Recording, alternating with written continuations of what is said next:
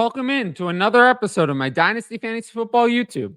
Today I'm looking at Dynasty sells. Make sure to like, comment, and most importantly, subscribe.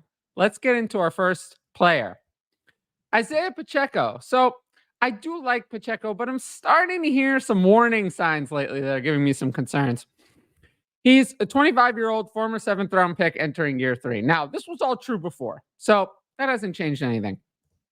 But the Chiefs did sign Samaje Perine to take the receiving role, and we're hearing a lot of hype about Carson Steele potentially taking a goal line role. We know that the Chiefs tried to sign Josh Jacobs this offseason. They've wanted to take some of the load off Pacheco for a long time, and we know that even losing a few goal line carries is enough to make the difference between a high-end running back and a just okay running back. Now, in his time in the NFL, Pacheco's been actually pretty good. Rookie year, 170 carries, 830 yards, 5 touchdowns, 4.9 yards a carry, and 13 catches for 130 yards. And then last year, 205 carries, 935 yards, 7 touchdowns, 4.6 yards a carry, and 44 catches, 244 yards and 2 touchdowns through the air. Now, those 44 catches in 14 games, that's the thing I'm a little bit worried about, I would say, if I had to pick something about being repeatable. Now, why am I recommending selling Isiah Pacheco right now? Couple of things. One, they just signed Perine. 2, unfavorable week 1 matchup. And I know it sounds silly, but Dynasty's fickle. And then kind of the vulnerable value, extremely strong 2025 running back class coming in. I'm not saying that Pacheco cannot succeed week 1 versus the Ravens, but I only have him ranked running back 17 in my week 1 ranks. A lot lower than he was drafted in redraft. The Ravens are a very strong defense. Might not be the greatest start to Pacheco's season. And we know that these week 1 narratives can carry on. But the thing I'm the most concerned about is the 2025 running back class. It is very strong. No, there isn't that Bijan Robinson or Saquon Barkley. There's not that one prospect we know is just so far ahead. But Pacheco feels like a replaceable running back, more than a franchise running back. Do we think that the Chiefs are going to proceed with Pacheco in a total workhorse role for years and years? I don't think so. They don't have any running backs on the roster they're committed to for 2025, literally none. And they have an extra 3rd-round pick from the L'Jarius Sneed trade. So they have yet another possible pick where they could use on a running back next year. Now, surprisingly, the Isiah Pacheco trade market is still strong. I would think it would be weak, but it's not. These were all today or yesterday. This first one, sell Isiah Pacheco in a 25 third for a 26 first and 25 second. You're getting a pick upgrade in 2025 and a first in 2026. All of these trades are Superflex. 12-team Superflex. This next one, sell Isiah Pacheco and Khalil Shakir for Terry McLaurin and Zamir White. I mean, I'd rather have McLaurin over Pacheco. It's close, but you're getting some production out of Zamir White, and you're getting a much better wide receiver in Terry McLaurin. I would easily do this. And then this last one is just an example of try it. This is a real trade. I didn't make this up. Sell Isiah Pacheco and Nico Collins for Jamar Chase. I hope you know to do this without my help. I'm just saying it's out there. So try stuff like this in your leagues. You never know what's going to go through. Next up, Christian Kirk. Now, I don't hate Kirk, but it feels like we're heading into a downward cycle. He turns 28 years old in season. He's been consistent, but not special during his 2 years in Jacksonville. In 2022, 84 catches, 1,108 yards, 8 touchdowns, 133 targets, 4.9 catches and 65.2 yards a game. Then last year, he only played 12 games, so the overall numbers were a little lower, but 4.8 catches and 65.6 yards a game. Almost exactly the same. Very little change.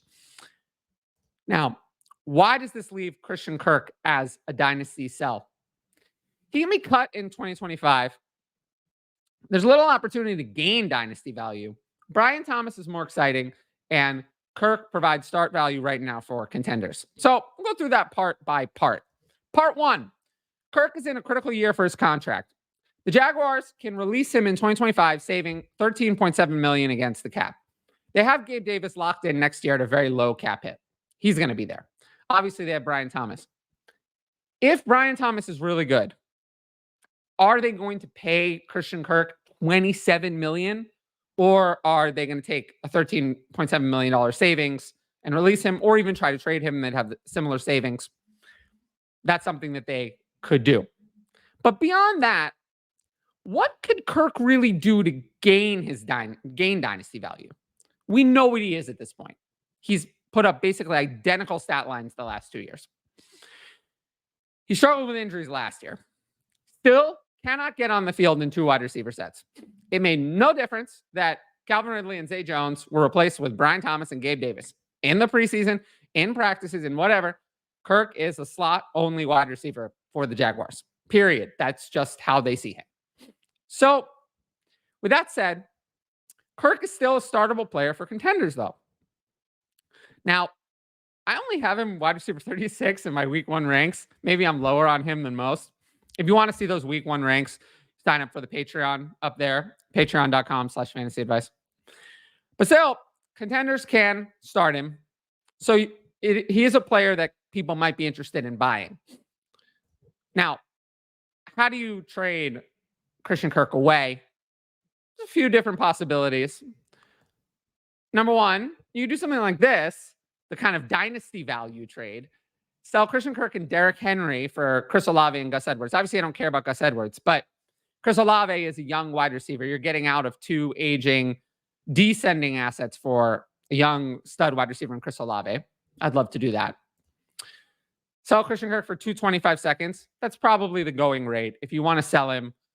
I did see some copies of getting a first for Kirk on Dynasty Daddy, but those were fewer and far between. But this is probably the most realistic pick deal to sell Christian Kirk. And then if you want to kind of go straight across, I'd be happy to sell Christian Kirk for Chris Godwin. If I had to choose, I'm far more confident in Godwin delivering this year.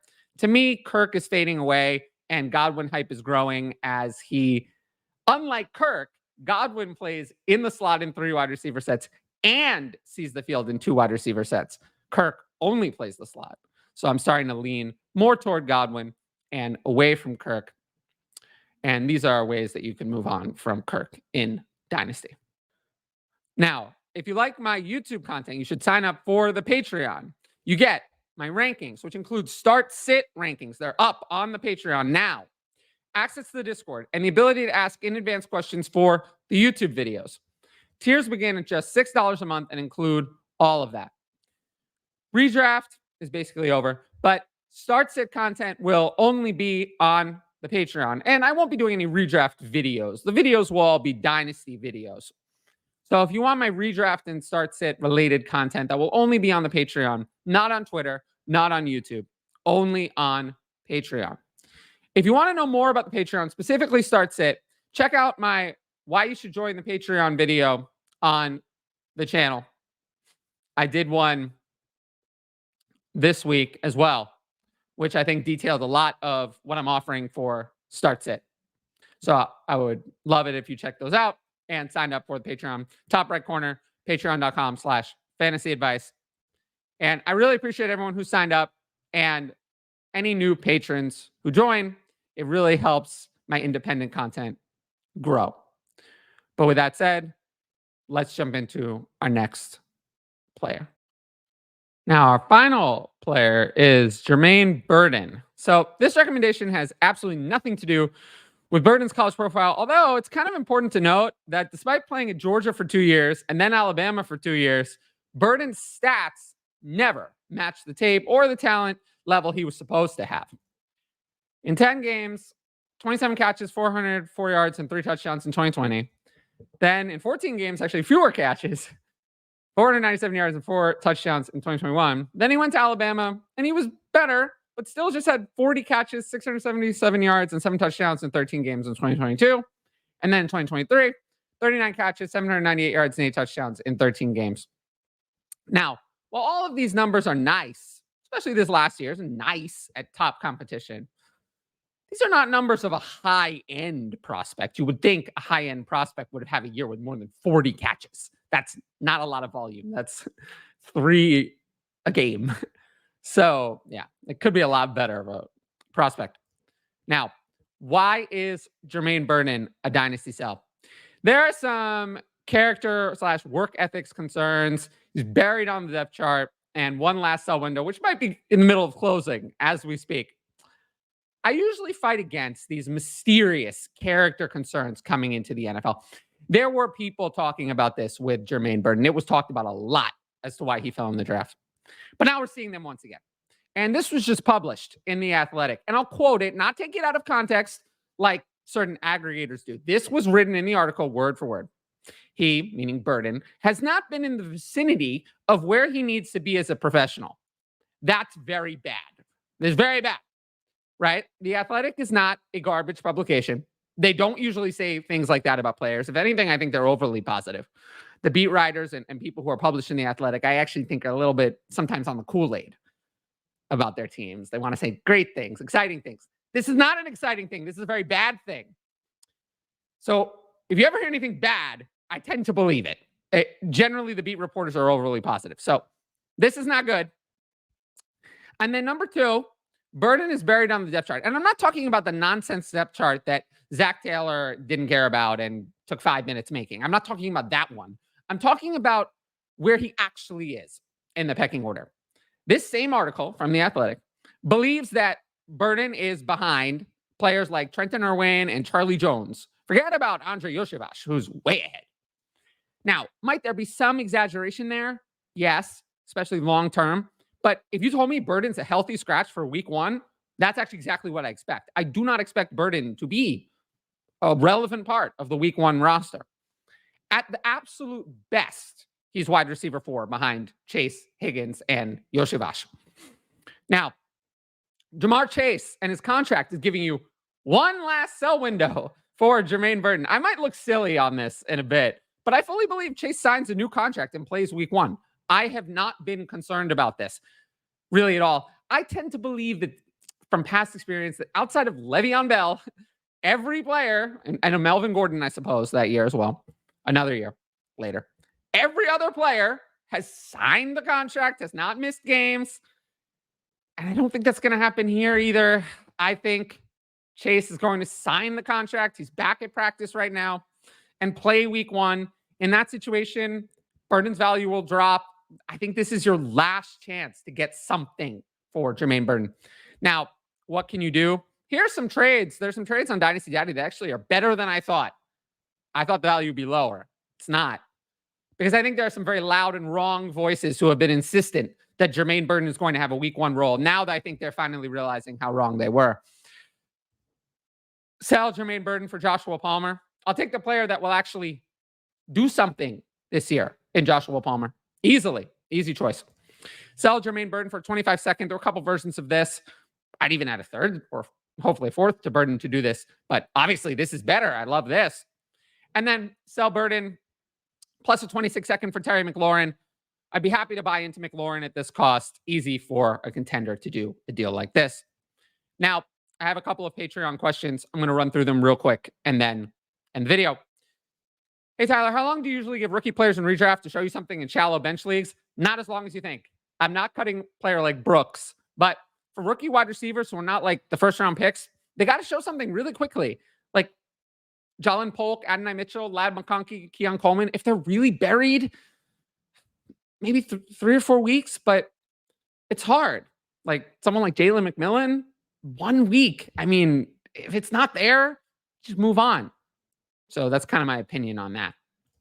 And lastly, my league still has DST and kicker. I haven't been able to get enough managers to agree to get rid of them. What are your top arguments for why they shouldn't be in Dynasty? They're silly. So much changeover from year to year. They're not really a part of the Dynasty content landscape. They're not involved in Dynasty rookie drafts. It seems silly to include them when they're changed over literally from week to week in most leagues. That doesn't seem to fit Dynasty leagues. I would just get rid of them. They don't belong in Dynasty leagues for me. Now, if you liked the video, make sure to drop a like and leave a comment with your thoughts. As always, the best way to support the channel is to subscribe. And don't forget to hit that notifications bell so you can be notified about all my exciting content as it drops. Of course, if you want my best fantasy football advice, it's available on the Patreon. Dynasty, redraft, start sit, and more. And every sign up helps support my independent content. But once again, thanks for watching, and I'll see you all later.